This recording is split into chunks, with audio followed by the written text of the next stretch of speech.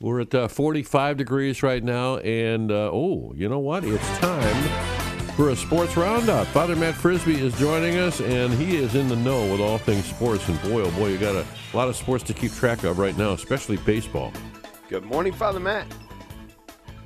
Oh, good morning, Dave and Ron. Good to be with you this morning. Baseball, that's right. We are in the midst of playoff baseball. Nothing better than that. Mm-hmm. And, you know, obviously the local interest is the ALDS between Cleveland and Detroit. Tigers and the Indians or Guardians, all tied up at 1. Cleveland took that first game, 7-0. They scored 5 runs in the first and really just controlled that entire game. And then yesterday's game, 0-0 through 8 innings. Yeah. Tarek Skubal, Detroit's ace, likely AL Cy Young winner, really pitched well for the Tigers. Matthew Boyd pitched well for Cleveland, too, in the bullpen. I mean, we should give some kudos to Matthew Boyd as well. Mm-hmm. But Tarek Skubal really kept the Indians pretty impotent on offense. And the blow came in the 9th inning. Tigers put 2 men on with 2 outs, and Emmanuel Clase, Cleveland's lights-out closer, who's probably going to be second in AL Cy Young, throws a 100-mile-an-hour cutter, and instead, against Kerry Carpenter, decides to throw all these sliders, one which hung right in the middle of the plate, and Kerry Carpenter crushed it. Tigers win 3-0 yesterday. So series is all tied up, going back to Detroit, and they're going to Detroit now. And, we've got a series on our hands. We do. It was exciting, really, both those games. I don't know if it's good for the team or bad for the team to take a day off in between each game, but at least that's what was the case for the first 2 games. So we'll see what happens tomorrow at Comerica. Yeah, that's right. Why they're taking days off, I don't understand. Certainly, on one level right now for Cleveland, it's maybe helpful. Detroit gets all that momentum right there in the 9th inning, and sometimes you just want to then play the next game the next day. So at least there's that day off to maybe kind of cool things a little bit, just as Indians, Guardians had all of that momentum after Game 1. So we'll see what happens. The other ALDS series, Yankees and Royals, and that's all tied up one game apiece. So, the AL Central looking really strong right now. Now, I just have to comment, too. Bob Costas is doing the play-by-play in the Yankees-Royals game, and I saw a clip of him last night. Here's someone, he's working the national coverage here. He should be a little professional and maybe impartial. And the Yankees ground into a double play, and you can just hear the disgust and disappointment in his voice over that. So, typical national media, they like the Yankees. They don't want to deal anything with, our mid-market, middle-of-America teams. But they got to deal with us. Yeah, amen. Well, look, the other issue associated with the Cleveland Guardians is we want them to go as far as possible. We want them to win the World Series, of course, because not only do we want to celebrate that, when and if they lose, all we have left is the Cleveland Browns. and my goodness, we got to have someone to pull for. You got that right now, and I think it should be noted. Plenty of Cleveland fans, but I know we have plenty of listeners who are Tigers fans who doesn't want Cleveland to win either. But you're right. For us who are partial to Cleveland, Browns are terrible, and I think that's why it's just worthwhile for us to move on to college football. Yeah, that's a good idea. And we have this past weekend. Let's just talk about this past weekend just for a little bit here.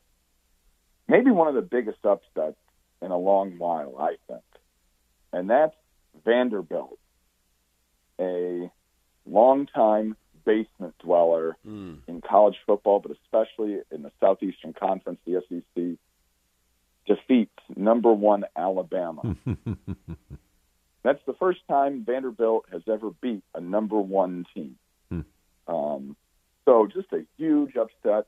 Now, sometimes you can see that coming. Vanderbilt's had a pretty decent season this year, and for them. And Alabama was coming off that emotionally draining game against Georgia, that big heavyweight matchup. And you could see that was a trap game, and it was, as Alabama came out and got beat by Vanderbilt. So kudos to the Commodore. And I don't think too many listeners are really crying for the Crimson Tide of Alabama. Yeah, and interestingly enough, they've said that they were motivated by what Nick Saban had said earlier, that the one place you go and you can't lose an SEC game is in Nashville against Vandy. And sure enough, they pulled it off. That's right. They pulled it off. And Nick Saban's right. That's usually a game in the SEC where you just kind of chalk it up and you're going to win. Well, not this weekend. Well, and we see Michigan dropped one, and Ohio State kind of struggled to hang on to a win. Yeah, Michigan, and I think some of this, and this is going to be the dynamics, and it'll kind of point us to Ohio State for this weekend too. Michigan goes out to Seattle to play Washington Huskies, and I think this is going to be an interesting new dynamic in these Big Ten games. Now, some of this we could say, maybe we're finding out who Michigan really is, and I think that's probably part of it, as they face certain competition. We see their deficiencies, but, going out to the West Coast to play a game, too, that's a lot of travel, and that brings us to Ohio State's big matchup this Saturday evening in Eugene, Oregon, against the Ducks of Oregon. And this is a top 10 matchup, and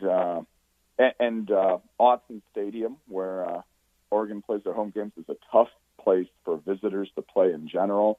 And the Buckeyes are going to have their hands full this week. You're right. As mentioned, kind of a slow start from the Buckeyes, and they really pulled away there in the second half, especially the third quarter. But they're going to have to come out from the beginning and really take it to Oregon if they want to come home with a victory. Man, that wide receiver core, Father, is living up to all expectations, right? I mean, we are wide receiver U at this point, and we've got another great set for this year. Oh, that's right.